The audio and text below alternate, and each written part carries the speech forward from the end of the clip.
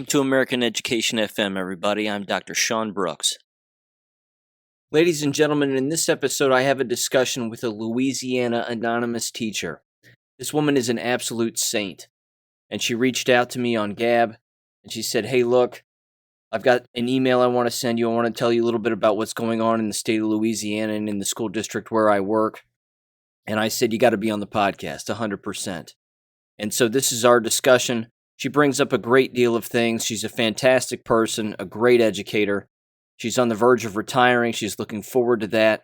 But even she says, hey, look, I love this business, and I love the students that I've taught over the years, and it's an absolute shame that it's come to this, but even she agrees that the business is completely crumbling, without a doubt. Just a total lack of morals, a lack of values within the business and the people that are running it. And she brings up a lot of specifics about her experience here regarding 2020, 2021, and the things that are currently taking place right now. She even tells us that in the school district where she was working, they were actually paying staff members and students to take PCR tests. I got to tell you, I've never even heard of that. It's beyond remarkable.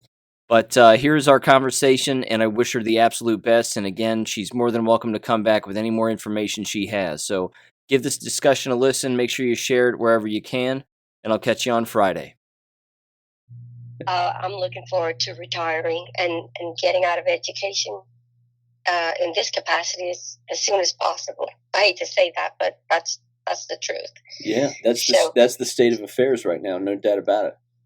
Yeah, I mean, like I said in the beginning, when I emailed you, I guess my perspective of education and systems and the government was very skewed.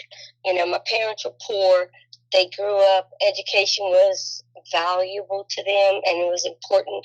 And not that you have to trust everybody and be naive, but you want to do the right things, and people are generally good, and people, all of that, rose-colored glasses. And I guess getting into education for myself was that I was going to, affect the world and change these children and impact their lives. And I think for the most part I have. I just didn't see the big picture till really right up until till 2020, that really brought a lot of things to light for me. So I just grew up being naive and assuming that we're all on the right track. Of course, going through college and teaching, my first couple of years of teaching, I saw, there's problems, but generally we're on the right track. And my first taste of and happiness was when I was still teaching regular education, and we have this federal judge that came into our parish or our district and mandated that if we're going to continue to get these federal funds, we have to desegregate the population of teachers and students within the district. And this was like in 99. And it didn't matter that I had been teaching at this one particular school for 8 years. I was the last one hired. I had to be relocated. I was relocated as a white teacher into a predominantly black, no, not predominantly, 100% black population and 100% black faculty.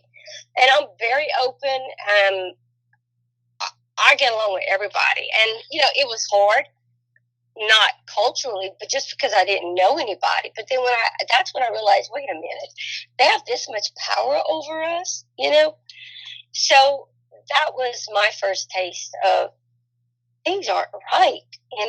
They're telling us to do this, and it doesn't matter what's good for the students or the community. And, it just was unfair also.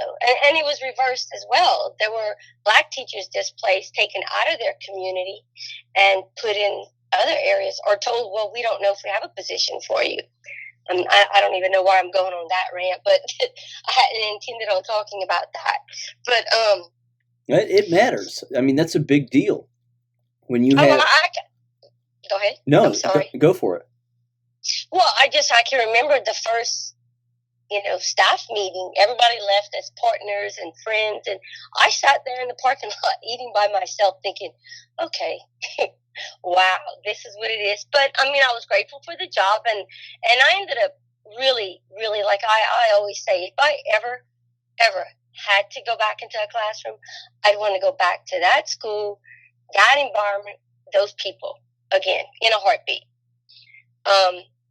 Which ultimately, that position led me to the alternate certification in the graduate program that specialized me with students who are blind and visually impaired, and students with low incidence disabilities, which is a very unique degree, and there's very limited number of people certified to do this. So I did that for like, I don't even remember.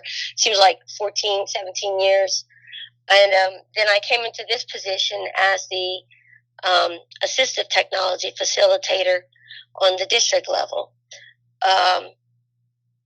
which with the VI certification got me into special education. So I've been out of the general regular education setting for a while, which I've been grateful for. But I really, really, really love this position that I got into, because I wasn't limited to just visually impaired and blind students. So I could help, students with orthopedic impairments, speech, autism, communication. So, that was great in 2018. And then my whole world got rocked shortly afterwards. So, and I think, kind of like what Dr. Robin described on one of your previous podcasts, mm-hmm. I was lucky because I was born in 71. I graduated, in the late 80s, started college right away.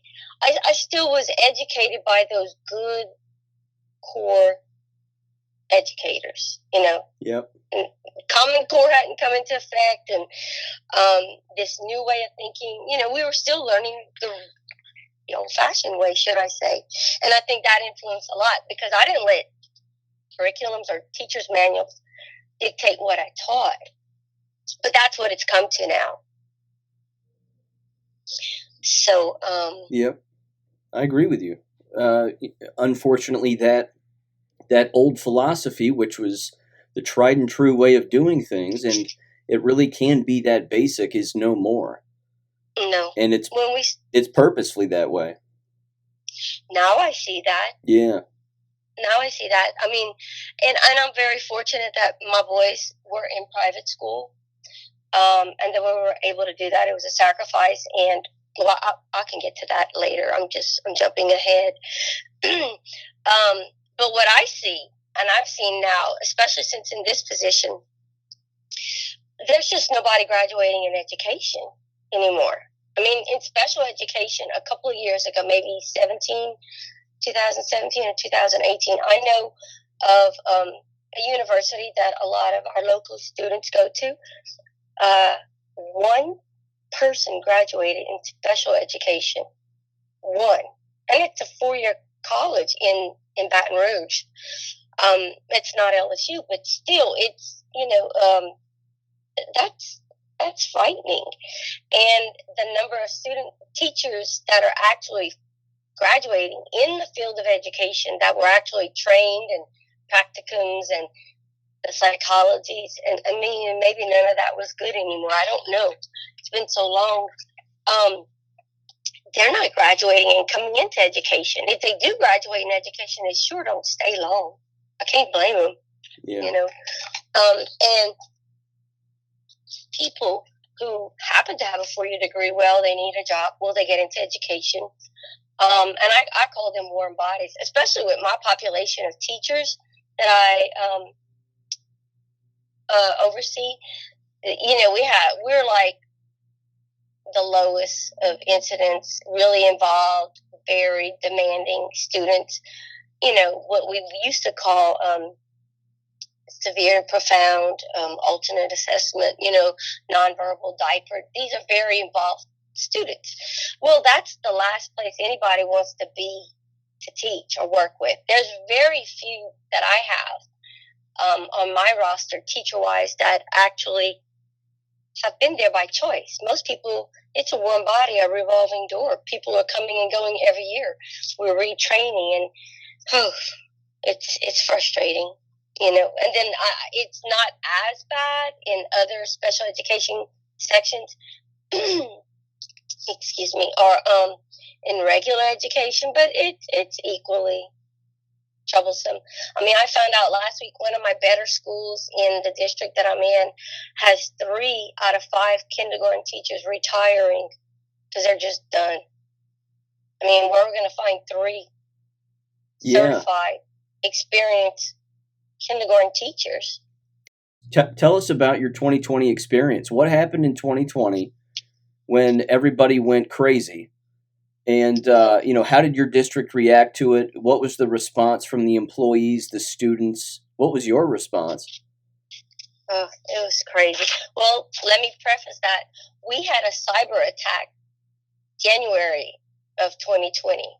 We had every system shut down across the district for probably about 6 weeks. Our main server was hacked, and we just had so many issues, and we had starting over with technology. And we were just getting back up and running in 2020 when COVID hit. And it was scary at first and frightening because we're all listening to the same information. We shut down. Students went home. We worked our butts off that summer as to how are we going to provide education for our students that are, at home? What were we going to do? And then the ESSER funding and all this money, CARES Act, all of this money started coming in. And, we have teachers that were home making packets, which was fine. I mean, it was given out. The year was ending anyway. We'll make do. But they got really comfortable and really lazy. And for a very long time, people did not want to come back to work. And if they could use the excuse that they were scared, and I'm being harsh because, I just saw through all the BS with COVID right away. When personally I see emergency room nurses that are sent home sick with COVID, people that I know, that, well, as long as you're 24 hours fever free, you can come back because we need you. And I'm like, wait a minute, we're quarantining people for 14 days? What's going on? So, yeah. And then early on in April, I had watched Dr. Zelenko on with Mayor Giuliani interview, and he was talking about protocols and everything. And I'm like, okay. And granted, in my office, in our special education department, there was about 4 or 5 of us that worked all summer.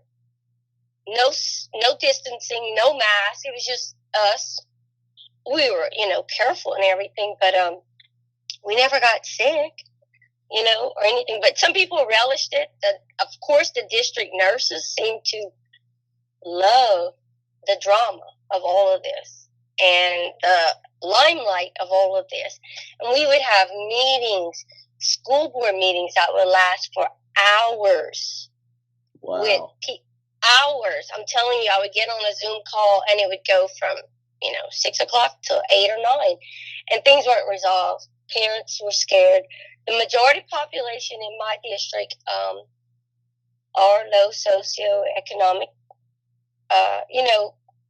population, and I call it a blue district. And I hope that doesn't sound offensive to anybody, but it is predominantly a blue district. So they bought into it, and in the great state of Louisiana, we have John Bel Edwards, who's a Democrat. Although I would say the majority of the people in our state are very conservative and very, right-leaning. So him being elected was a shock for us as well, because, wait a minute. It kind of felt like Trump as well, with all of, there had to be some cheating because nobody was voting for him. Right. So people were very scared. And a lot of people in this area are not very well educated, and they're very limited on, sources of information. If they're not getting the news from the TV, they're getting it from the school system or the health system. What were we telling them back then? Be scared, stay home, all of this. We still have people wearing masks regularly. Wow. And they are still, well, let me backtrack a little bit. So, getting back to 2020, we shut down. We come back in August. Everybody's wearing masks. We spent a lot of time on doing hybrid and virtual settings and making plans for, kids to come certain days of the week and alternating. And I know you're probably familiar with all that, because some of those same plans are based on other states that were locked down. And I saw it. Kids were not learning. They were not being instructed. It was just a joke. And my son's school, they continued to have school. Even when they were home from March through May, we really had assignments. We really had lessons and activities and tests and things going on. It was all virtual, but we continued to actually learn. That was not happening in the public school system. When we went back to school with my son's school with the private system, they were precautions put into place. They would stay in one setting. They were supposed to wear their mask to get on campus. Temperatures were checked. And if they left their classroom, all of that good stuff. Well, that kind of started just waning away. And people just stopped saying they were sick. Or if you were sick, you would just go home and stay home and don't come back to school till you felt better, Yeah. And we were a very small private school, so we had football season. I mean, we don't have that many boys playing, so if you say you're sick and you get tested and you have COVID, well, the whole football season, was on standstill. So in the public system, it was just not like that. It was just everything was halted. Some areas were starting later. We had these, I call them door frames, of walking in, scanning our temperature devices. You had to answer these questions daily. Had you been exposed? All this contact tracing. It was just so invasive. And some people, I'm telling you, they left March 15th and did not return for almost a year and a half because they were scared or they were concerned. So they stayed home and worked virtually from home, which was like, okay, well, that's nice, And we had I had a lot of people asking me, well, this must be nice. Teachers must be enjoying their 5 or 6 months now, at home. And I'm like, no, not everybody is staying home. Most of us are still working behind the scenes trying to figure out how we're going to handle this, Was anyone fired as a result of purposefully staying home or taking advantage of that? There was not someone fired, but he was it was very well documented, all the interactions with this individual, because and there's a history there. He ended up never coming back. Not that he was fired, but he resigned. And you know how that goes. Well, Sure. It may be best for you to resign and move on. And he moved to Austin, so there you go. No one lost jobs. If anything, a lot of people retired. They're just not putting up with this. What else? Let's see. What was the end of 2021? What was the end of that school year like?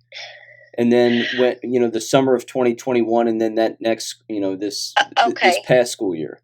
Okay, well, when the vaccine started coming around, and it was like, well, let me say this. At the beginning of 2021 school year, there was a big push for testing. And I kept saying, these PCR tests are not accurate. come the end of December. Am I right? Some days my years seem foggy because it seems like we just left for COVID and here it is, how many years later? It was last December, right? Or am I getting ahead of myself? We left in 20, we came back in 20 to 21. Okay. And then this year, well, that's when they started this PCR testing, and they were going to pay students and adults, janitor, clerical, teachers, anybody, up to $25 a pop for every time they took a test, whether they were positive or negative, 3 times in a month. But you could test every week. So you could essentially make $75 a month. This was students too. Of course, you had to have permission and everything. So, like good little, people, they would line up and go take their COVID test. They are still doing that today. Now, I don't think they're getting paid as much as they had initially. I don't know if it's the funding. I'm like, well, that's a lot of money. We have, I forgot what my statistics are as far as employees. We have about 820 teachers in our parish right now, and the last document I found was like about 13,000 students, but that's not accurate. That was on the website. I think we've lost at least 1,000, 1,500 students for whatever reasons. But that's a lot of money when you think about it, and it's like, okay, even $10 a pop. It's like, yeah, they're paying kids to test on a test that's faulty. They did away with it. I don't even know if they've changed the testing tool that they're using in my district to the newer, supposedly more accurate testing. I don't know, because I don't even get involved in that. I've never heard of that. I've never heard, ever, in the last 2 years of anybody getting paid to take a test, let alone students. Yes. There were, not every parish did it. I want to say we were part of a pilot program, and boy, they were excited with their bells and whistles at this staff meeting, promoting this. And it's like, okay, well, you can make, good little pocket change. And I'm like, and I know people signed up just to do it because, at first they were like, well, it's important to test and everything. And I'm like, but I'm not sick. I'm not running fever. I'm not testing. But there were several parishes or districts in this state that were piloting this. And that's exactly what they did. I mean, I can send you the information that was sent out and shared with the Louisiana Department of Health that promoted this. And there's still a website. What's the site? I put it down with my notes. If I'll try to remember it if you want to look into it. But they're getting $10 right now currently. I know it was initially $25. Wow. Yeah, to test. Where is that money coming from? Well, whatever grant or CARES Act. And where are the tests going? Where are the test results going? No clue. Yeah. It was just no clue.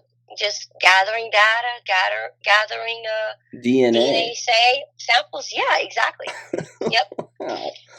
And wow. I just couldn't believe that I was like, okay, adults, wait, did y'all say students? Yes, if their parents sign up and they sign the waiver and they agree to yada, yada, yada, there you go. They are still doing that in my district at my office every Friday morning. If you signed up for COVID testing, the nurses are here. Please meet us in the blank conference room. And they're doing it. Unbelievable. Yeah. So, and then knowing how things are in education, I know these tests were probably provided for or purchased prior. So I am suspecting that they're still using the same PCR tests that were faulty and no longer effective, or, last December where they said they were doing away with it, just because that's what they have before they start something brand new. There are still cases of masks, gloves, sanitizers, everything, all that protection Wow. shipped in storage, and it's like that's gonna rot if it's not being spent. But that just goes to show the amount of waste that was used and shared. So when so once the vaccines came out, they were pushing for us to be vaccinated, and a lot of people that were a little bit quieter said, "Well, now wait a minute." We're not buying into that. And most people know my position. I'm pretty vocal. Actually, I expressed several things on Facebook. And I think I told you I was called in by the head of personnel, our personnel director, because someone had reported something I had posted and shared. And it was a Nazi symbol. And you've probably seen the meme. It was, like Google shots, YouTube, Twitter, all the major big tech with the shots in the symbol of a swastika. Am I saying that right? In the Nazi symbol. And on I don't know, it was just Nazism. And it was offensive. It's what I was called in for, because it was offensive.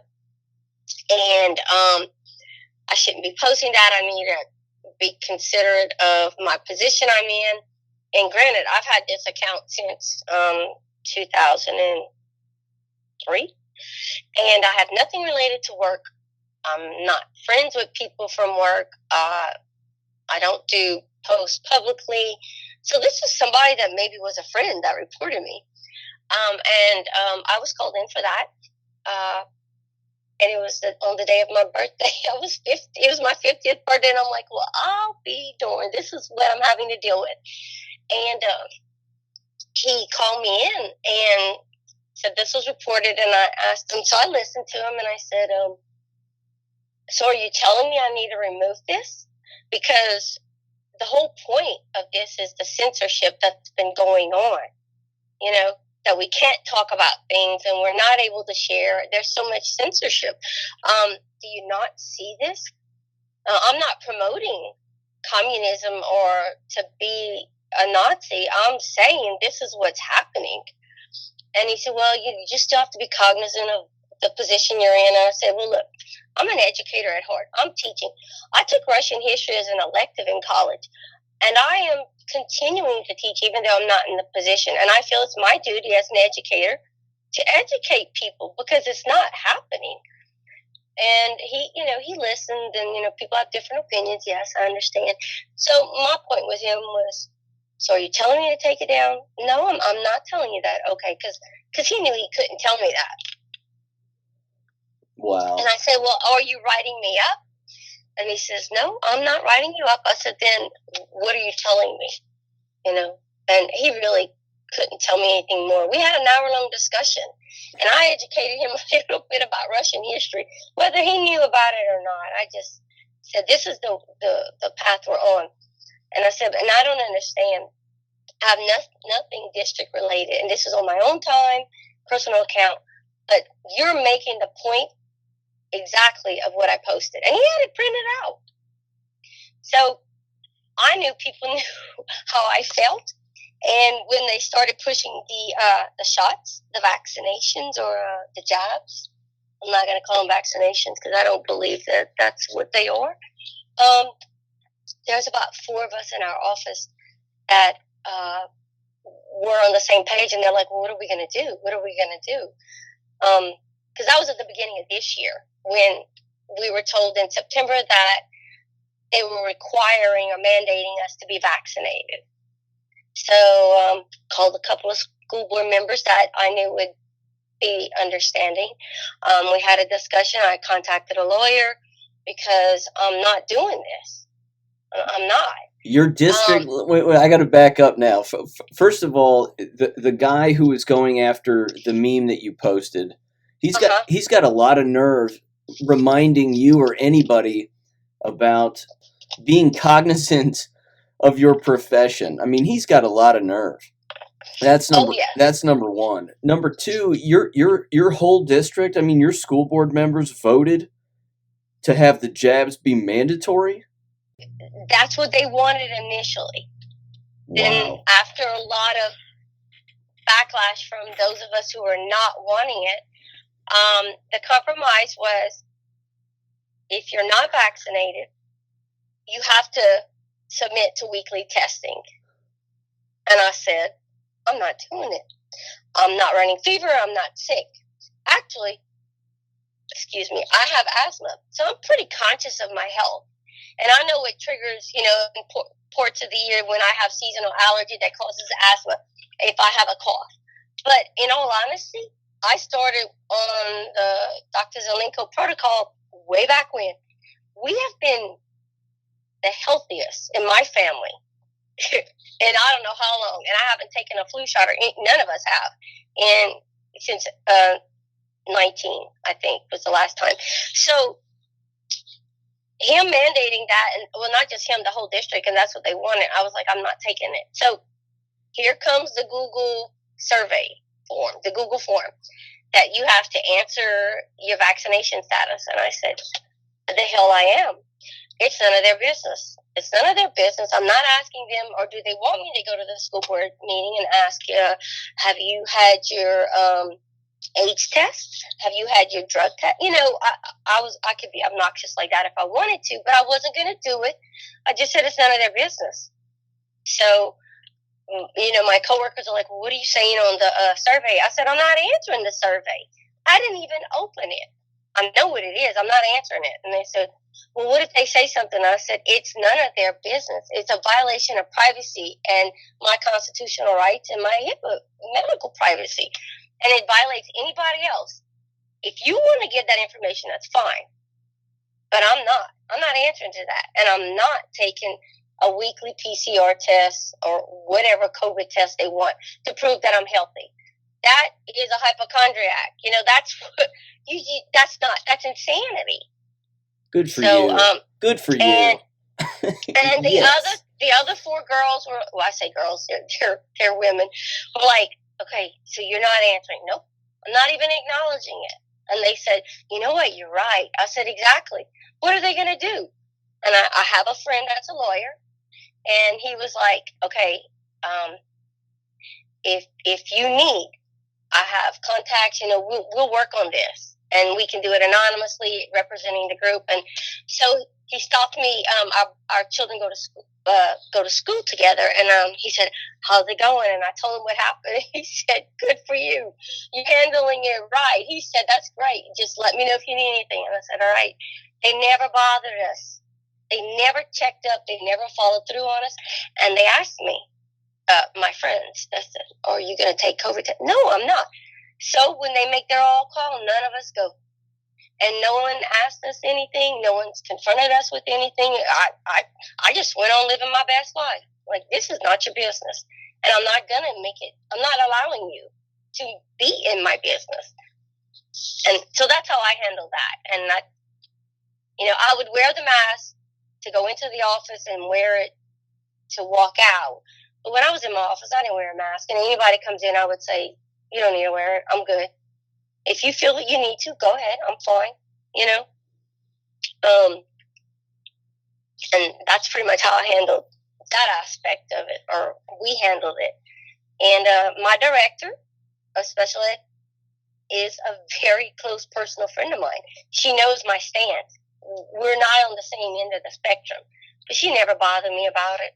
Now, the head nurse, that's the head of the district, who is directly across the hall from me. I had to see her every day. And I would just smile, say good morning, and, just keep living life like this wasn't reality, because I'm not accepting this reality.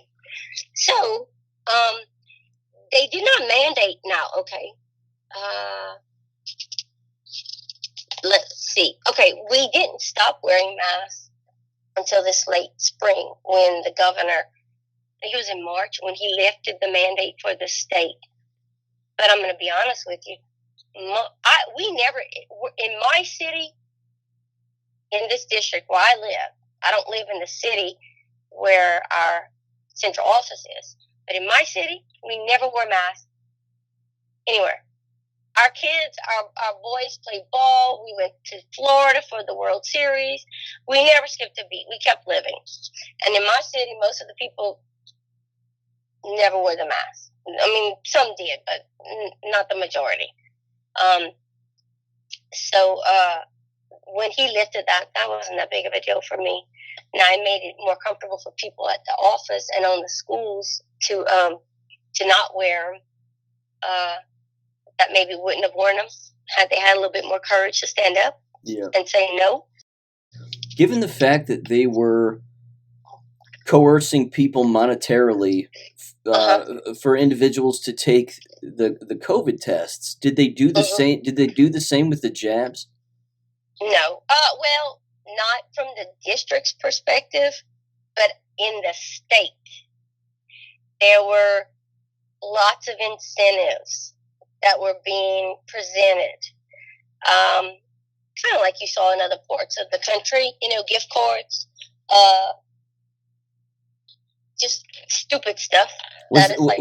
Was there any kind of like a because again here in Ohio, Mike DeWine one summer, I think it was last summer, did a statewide vaccination raffle basically, and if you had two vaccinations and you could prove it, and then upload your vaccination card or whatever, then you were in the running for $1 million. Was there anything like that that took place at the state level? Not that I'm aware of. I know there was little pockets of if you do this, well, little incentives to not something massive like that. And I just kind of like, I'm not even looking and listening and paying attention to some of that because I was just like, that's bull crap. I'm not doing it. So I just kind of ignored it. But I will say, from all of this, we have some fantastic parents, and I got involved in some very good groups online. We have Health Freedom Louisiana and Save Our Schools, SOS. When parents started seeing some of these things, and this was before even critical race, it started with the mask mandates and then the distancing and just everything. Parents are just like, wait a minute, not around here. It's not a very active group here where I am, but in the bigger cities and the redder population districts, I guess I could say. And we've been very active about getting laws. Let me think how I want to say that. I'm going to send you those links and you can look into it. On Telegram and on Facebook, we've been promoting a lot of information. Like Louisiana actually we're very fortunate to have the best vaccine exemption policy in America. I mean, I think the governor is in the process, or he has recently added the COVID vaccine to the mandated immunization requirements to enter a public school system. However, we have a really great system as far as getting out of it or opting out of it. And it's pretty ironclad, and we also pushed a bill to ensure that school districts have to provide parents with the information that would help them decide or apply for an exemption. They're not telling parents, you don't need these vaccinations, or this is how you could get away without, you can attend school without having to take these immunization shots. They're not telling parents that, but now they have to. And we have billboards, great big old billboards that show healthfreedomlouisiana.org, text student to 50457. And then that sends you a link, and it gets you directly connected with the information you need. And we have those going up, and we have legislation. We have some really great mama bears in other parishes that have really, really been fighting for not only critical race theory, but all these mask mandates and everything. And, going to the lawmakers and our senators and our reps and getting them to fight with us and for us. We have some really good warriors, should I say, at the Capitol fighting against, our governor. What I wanted to say about that, we have we have bills like HCR 3 to prevent addition of COVID vaccines and boosters required for school attendance. I think that's to try to change his original decision. Oh, and HB 1022, no liability, no mandate. And we've been pretty effective. They've gotten really good. They send out a little text message to all of us who were involved, and they send you to a link. You can share it out, and it's pre-filled out voter voice, and it gives you all your reps, whoever is affected or promoting this on the House or, legislature, whoever needs to be contacted, they put it out, and it's a preformed information saying vote yes or vote no or support this, and you can add information, and it goes directly to them. I know I have a friend that's a state rep. He's so tired of hearing from me, but he's doing our work. We're pushing those things, and I'm sharing as much information socially as I can for parents that don't know about this. Now, that's excellent. And not just me. I mean, I'm very minor.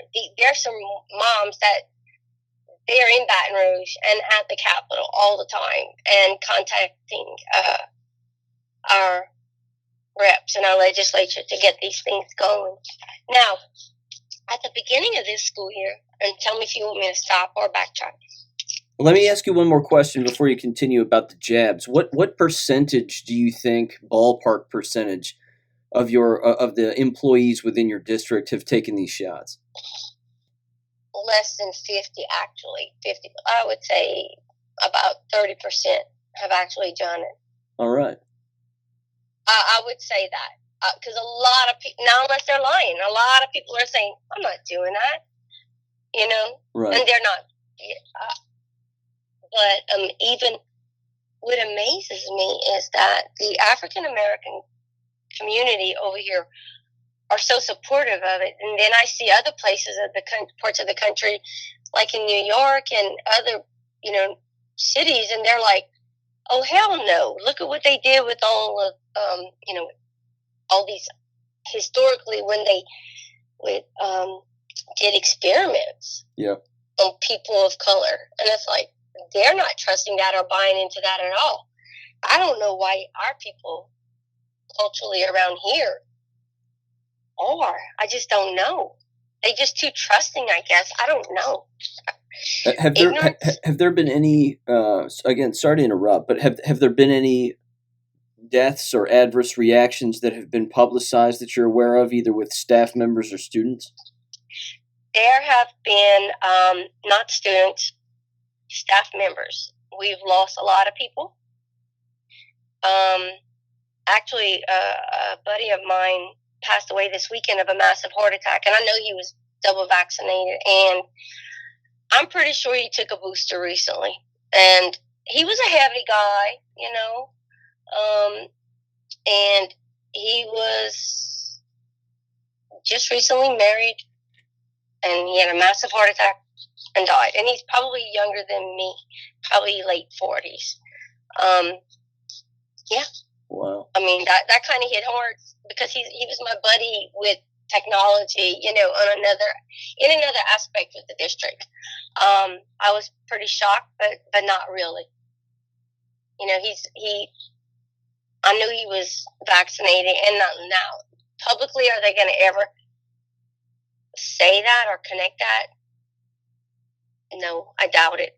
Matter of fact, when somebody gets sick or something happens that's really odd, my husband wants to knock me out because the first thing I say is, were they vaccinated? Did they take the jab? Yeah. And And it's true. And people are like, I can't believe you're saying that. Well, but it's true. Of course, Have you read into any of this? Are you looking at any of this?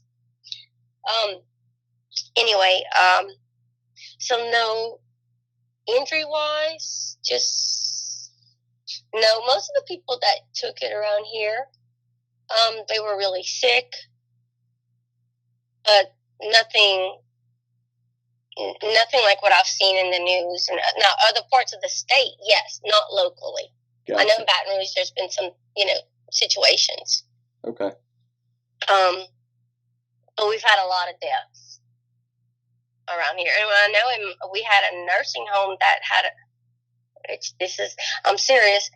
It wasn't like New York, but we had an elderly care center, a nursing home where a lot of people were sick.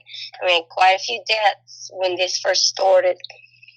So now, I mean, it's kind of quiet, other than we're no longer taking temperatures and those electronic door frames where we were being scanned.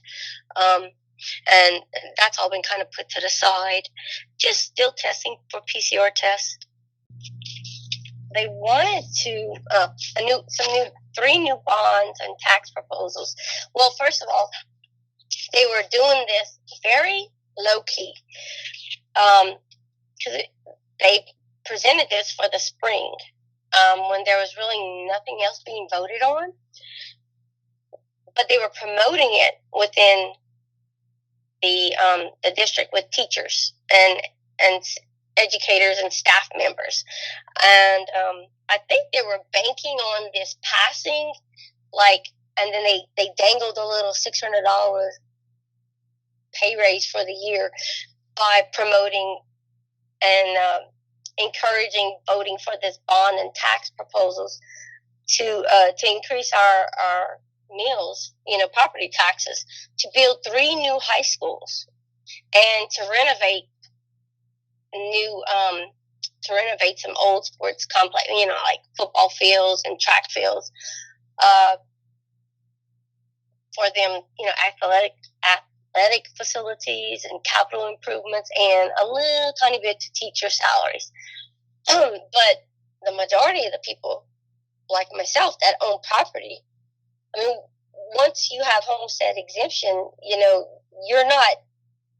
I have homestead exemption on my property, but that doesn't cover all of my property taxes because of the value of my property. And a lot of us on this level are in that same position.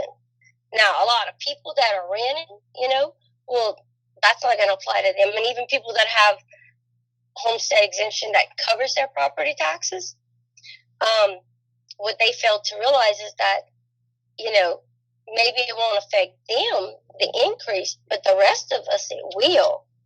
And even the rental property, well, your rent's going to go up. If your landlord's property taxes goes up, who's going to eat that?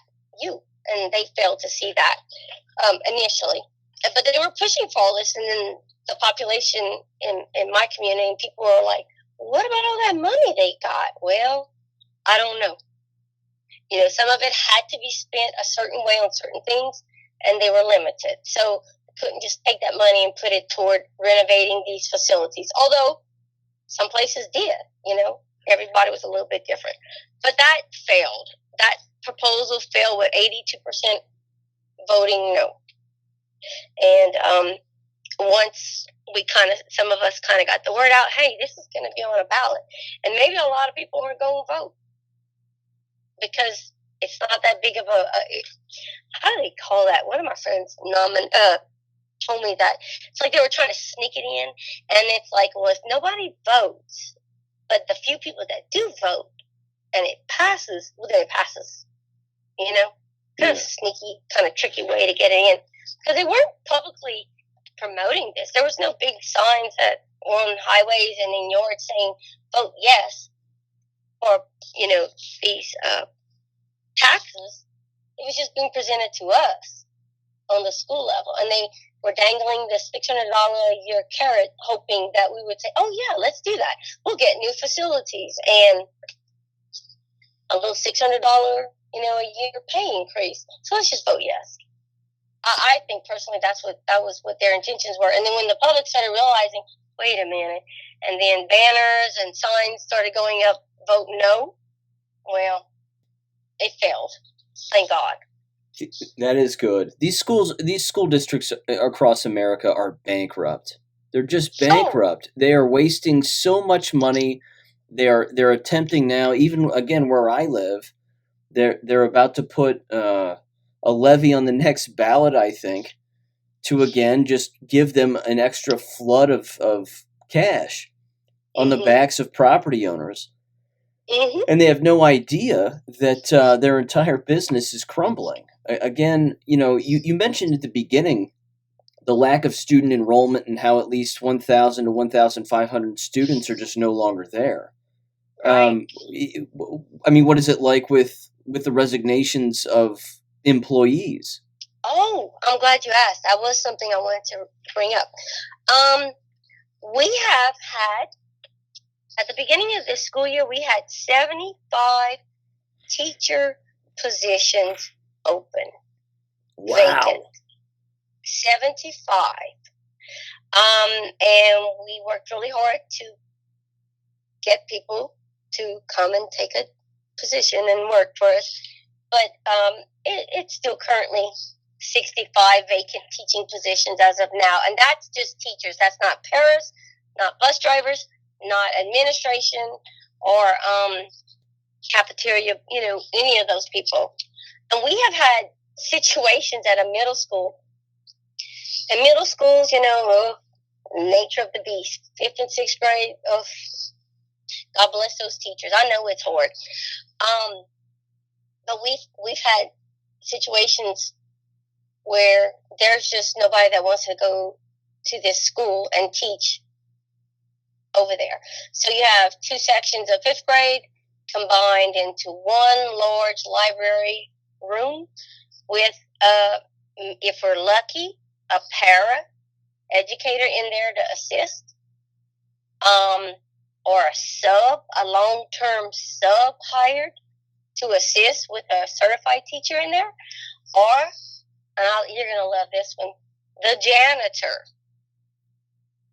Wow. In there, helping out. Wow. and no disrespect to the janitor. The janitors, they know the school and they know the systems and they know the kids. So that in that way it's good. But we have janitors subbing or helping out subbing. We cannot hire subs. That's another thing. We cannot hire subs. Nobody wants a substitute. Nobody wants to come and be a long-term sub, or even, I'm here 2 days because Miss So-and-so has strep throat or whatever is out. Or maternity leave. Lord have mercy, no. It has to break the contract of a custodian in order to actually be a substitute and a custodian. I mean, aren't they unionized? There's no way that they would be able to do both, and I can't imagine many of them wanting to do both. Are they getting paid a little bit under the table? I don't know. I honestly, I have no idea how that is working. I don't know if they're getting paid different or in addition. I don't even know if the custodians are aware that they don't have to do this if they don't want to. I don't even know if they realize their own rights or if they're knowledgeable of it. Nobody from the district level is going to tell them otherwise because they need them. That's incredible. They have to be they have to be coercing them in some way. Yeah, either they're strong-arming them or they're giving them an incentive, should I say, to do it. Let me ask you this then, because again, you just mentioned the substitute shortage and how you can't get any subs, like most places, frankly. Are they creating a backdoor way for individuals to become certified teachers because they're so short-staffed? There's not a backdoor way other than, they're really pushing, they're doing, bonuses and compensation, and the state has these fast track programs for getting your certification. they have not started up anything, an alternate certification. Yeah, no, they're just going based on the state, Okay. There's a lot of, new district hired, certified, $1,000 bonus, a stipend given in the summer, and then this is kind of like, I know I'm at the top of the pay scale as an educator, I've maxed out, but a new teacher, hell, when I first started teaching in 1993, I was making $18,000 a year in my district. That's it. And now new teachers, I guess they're 35. I'm not sure. Of course, the cost of living around here is a lot lower than, other parts of the state and other parts of the country. But I mean, these new hires are getting almost $2,000 and $3,000 a year more just because they signed up in the district. Now, that's a one-time deal, but still. Then, another thing, we've got a lot of retirees, and I've been approached by this. Why don't you go ahead and retire? Do your drop, do retirement, and then come back and we'll hire you as a teacher. Number one, I'm not going back in the classroom. Number two, I'm getting as far away from education in the public school system as possible.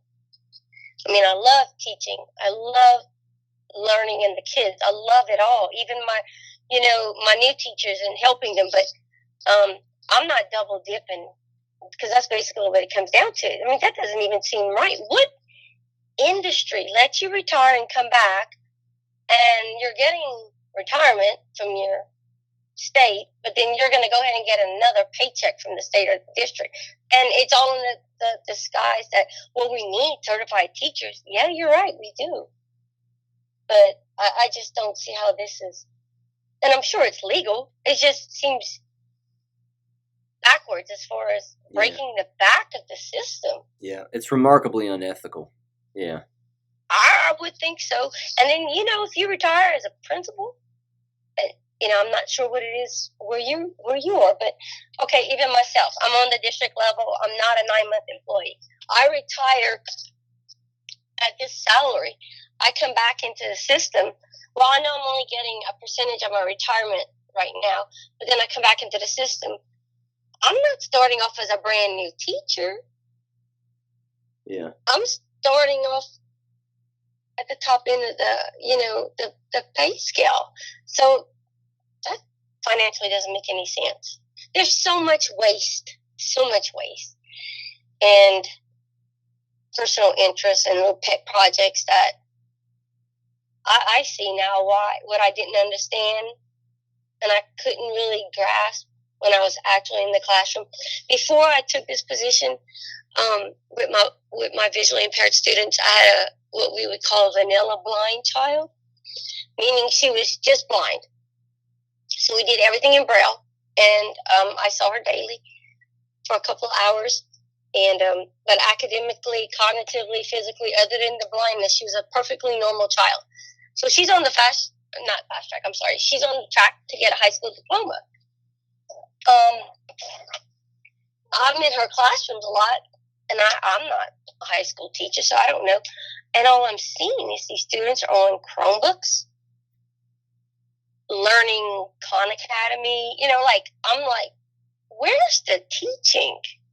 Is it because we don't have certified people that know what they're doing, or is it just easier to put them on a computer and let it go? It's both. I couldn't understand it, Yeah. Laziness. And then, I hear all this teacher burnout. Yes, there is teacher burnout. But let me tell you, they're lazy.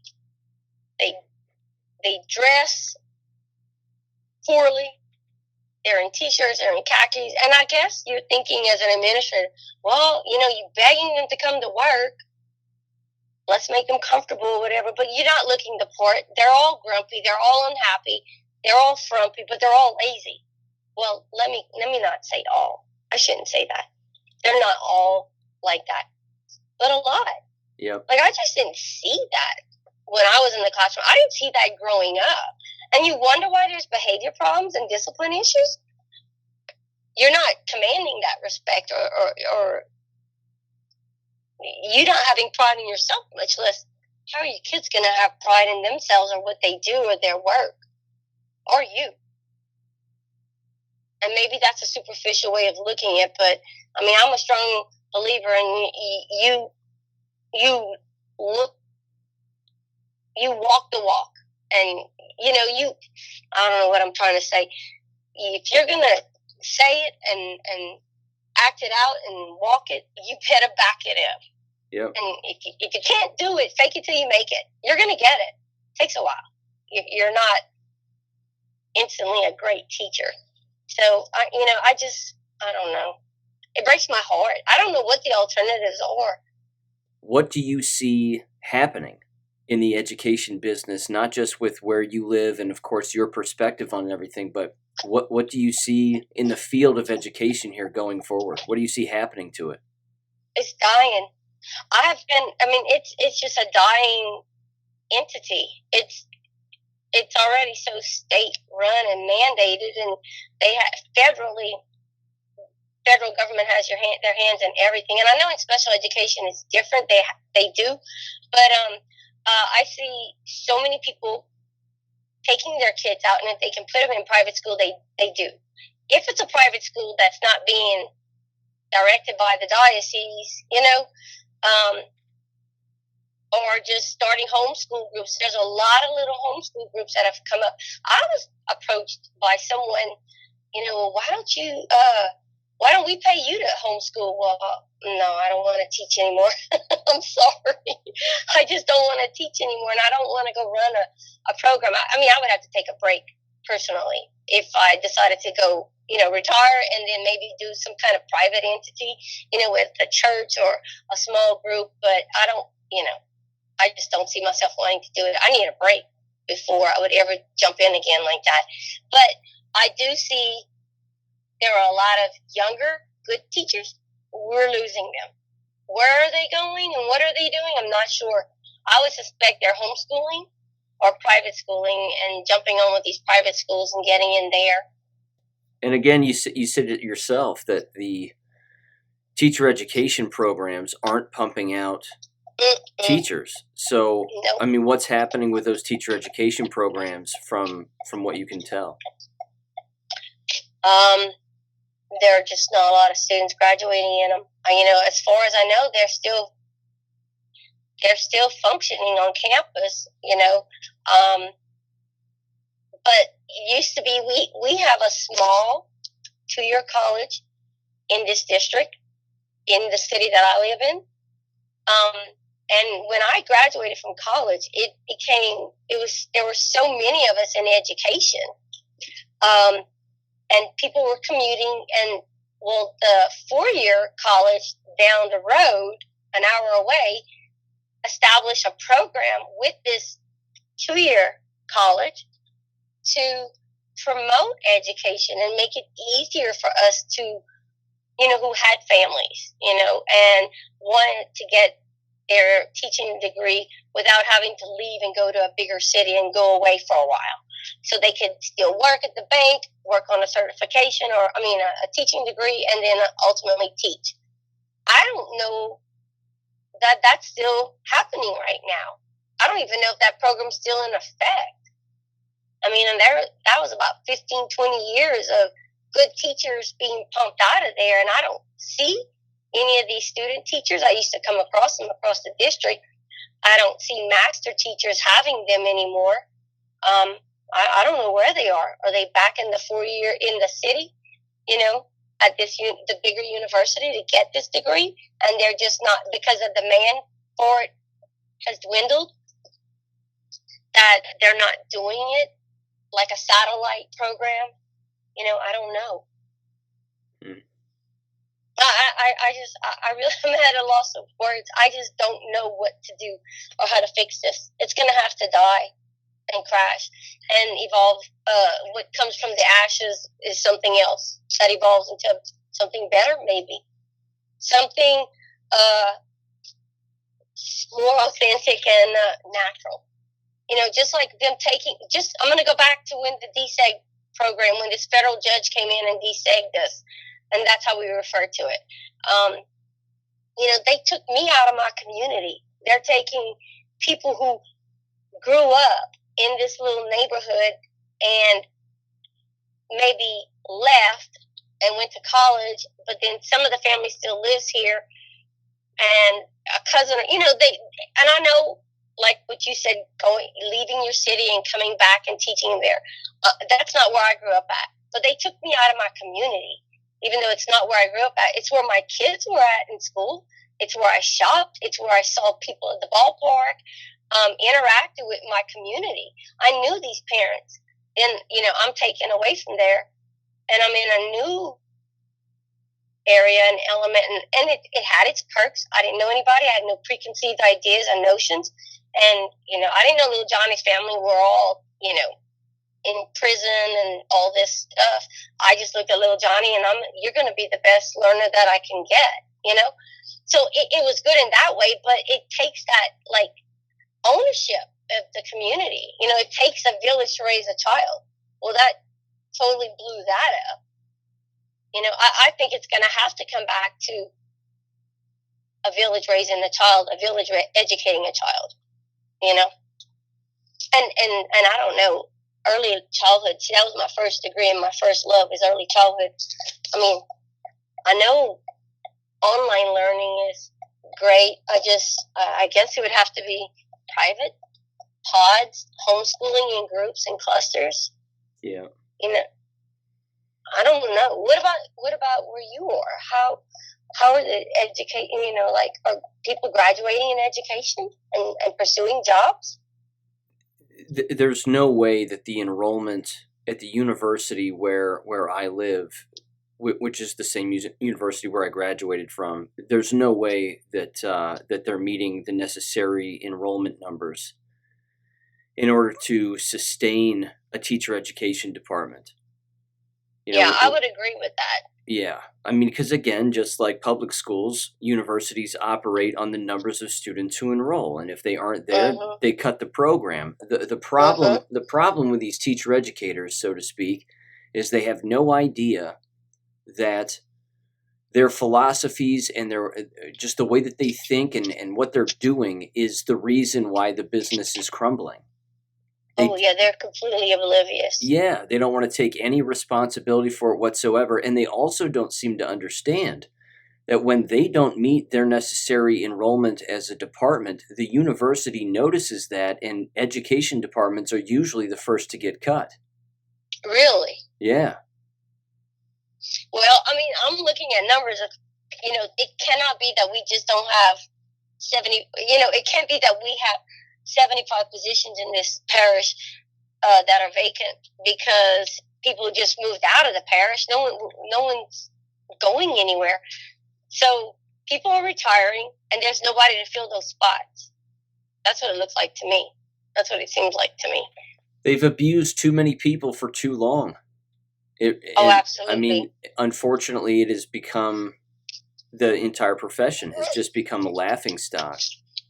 Well, we always had this little saying, if you screw up or mess up, you move up, okay? Yeah. If you're a good teacher, your prize is that you get to have more. If you're a really good teacher and you can handle these kids and you can reach them and, you do such a good job, well, we're just going to keep giving you all the troubled kids or the difficult kids to teach. That's your reward. But, Julie down the lane, who's a horrible teacher, can't control this or that, or even administrator. Well, they when they're tenured, so you can't get rid of them. So all you can do is shuffle them around. But let's put them in a less damaging position. And it's sad because that's the people who starts making policy and decisions for us. And we really have some stupid people in education. I hate to be ugly, but we really do. If you were ever on one of these Zoom calls for the school board meeting, you would know what I'm talking about. And that's not just my parish. That's the entire state. I don't know about other states, but that's my state. Although we have some really good spots, really great spots. It's just it's limited. As far as a state, I see why we're last on a lot of things, but those that can are fighting for our kids, for our communities, and trying to take it back. I don't know. Like they're talking about, they brought up monkeypox already in the halls. I hear them chattering about it, and it's like, oh dear God, here we go again. Have we not learned anything? It's so amazing. They haven't learned anything. But I think some people thrive on that drama. They do. And it's like, Jesus Christ, help me. I'm losing my patience. Yep. And you said it's hard. And you said it earlier too. The school nurses are arguably the biggest problem in this entire fiasco. I mean, the panic that they're inducing in people is getting people killed. Because they want that notoriety, that acknowledgement, that feeling needed and important, but at what cost? Yeah. You know, instead of, I don't think I've met one school nurse in this district that is awake. Not one. And I mean, there's not a lot, but that's what's being, they're reporting back from the Louisiana Department of Health, the CDC, the WHO, all these higher powers. They don't even, when they started mandating and demanding things, my first thought was, I raised my hand, I said, a mandate is not a law. It's just it's kind of a bullying tactic. It's not a law. None of this is a law. How can we comply with this? I'm not complying with it. I'm not following through. And I think people just they don't know how laws are created anymore, or how, we've been asleep way too long. And they just listen to what's being told to them by that little black box on their living room, entertainment center, or what they're told at the schools, or what they're told in the doctor's office. I remember back in 2020 telling friends at the end of 2020 that they're mislabeling deaths in hospitals as COVID deaths, and it was a motorcycle accident. And they're like, no way, you're crazy. Now you're a conspiracy theorist. And I'm like, I'm telling you, because I was on Parler and all of that back then until we got nuked. And I said, no, they are.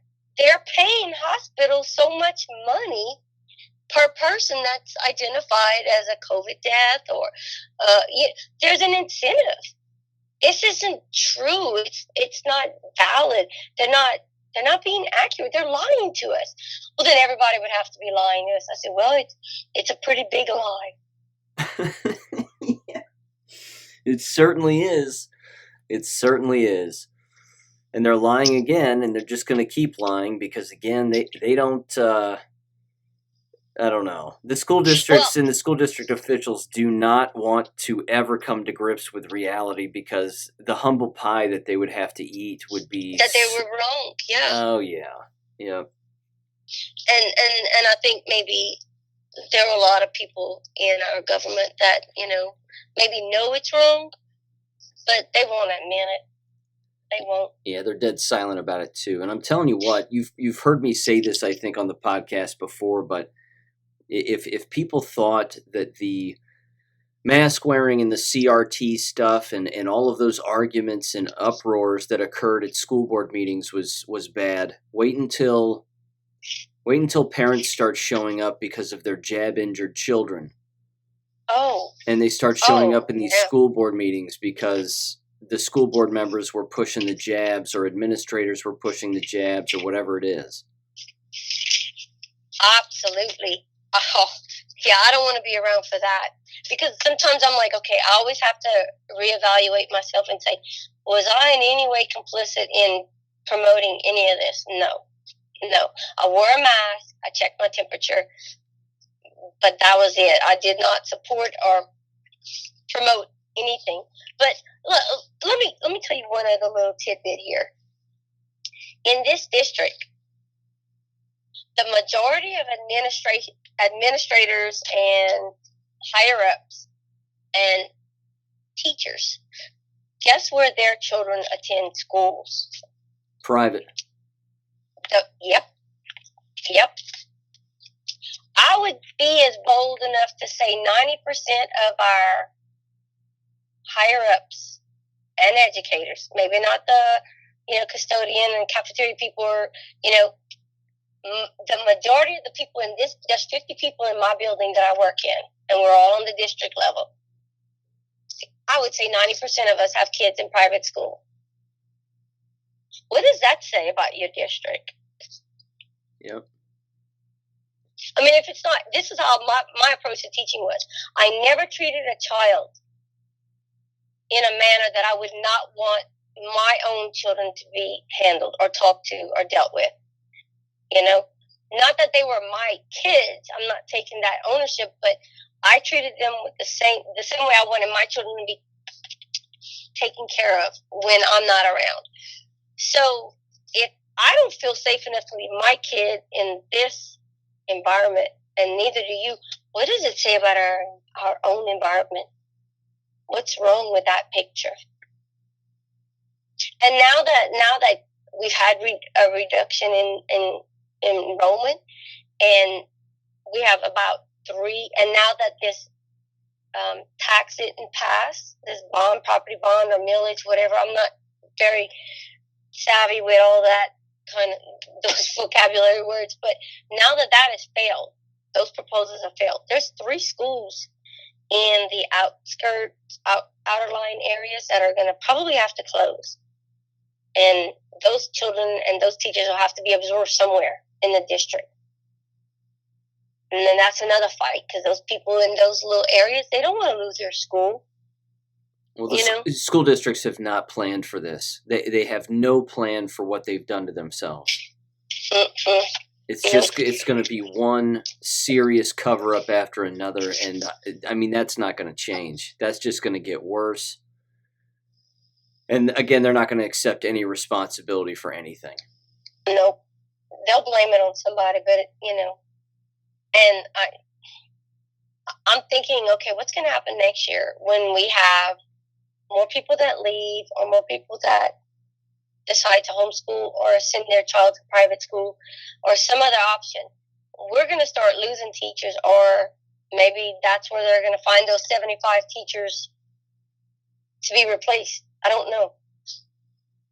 I just know, I think I have about 1.5 years left and I'm leaving. I don't know what I'll do, but not this. And it's really sad, because I really loved my job, and I thought I could do this for another 25 years because it was so rewarding. But no, not with the bureaucracy and just the environment. I mean, like, they're all talking about monkeypox, and it's like, oh, I don't want to even be here. You're not going to be there to watch all the monkeypox hysteria, huh? No, I'm not.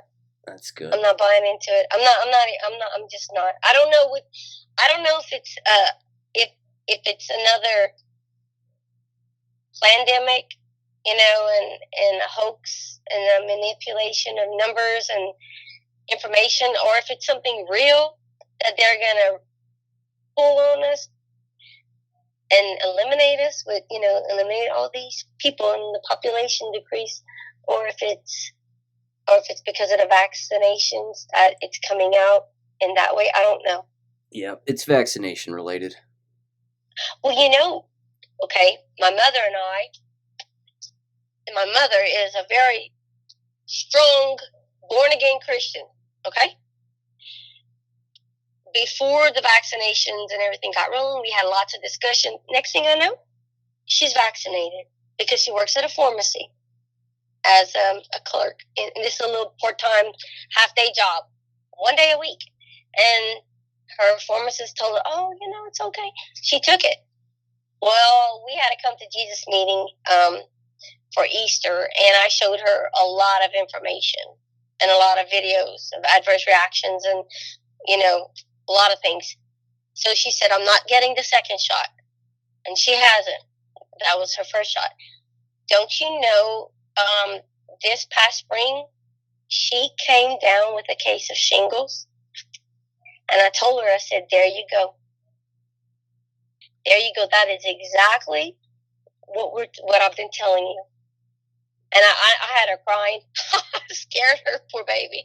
But, I mean, and then now they're talking about all these shingles and the adverse reactions. I said, I'm leaning like you, thinking that that's where it's coming from. All these cardiac arrests and all these, this isn't a mystery. It's connected. They may not want to own up to it, but it is connected. I'm sorry to hear that about your mom. We all have family members that have taken it. They don't know what they've done. Some of them have had adverse reactions and gotten sick. Some of them haven't, and they think they're 100% fine, and everybody's just lying about it. But it's not going to get better. No, she's recovered fine. They gave her medication, and I don't know what the long-term effects of that will be with shingles, but she's good. She was in a lot of pain and uncomfortable for at least a month or more. But I said, Mom, don't do it. Don't listen to them. I'm telling you. So, but thank you. Thank you for listening to American Education FM. Make sure and check out AmericanEducationFM.com for more information. Take care and God bless.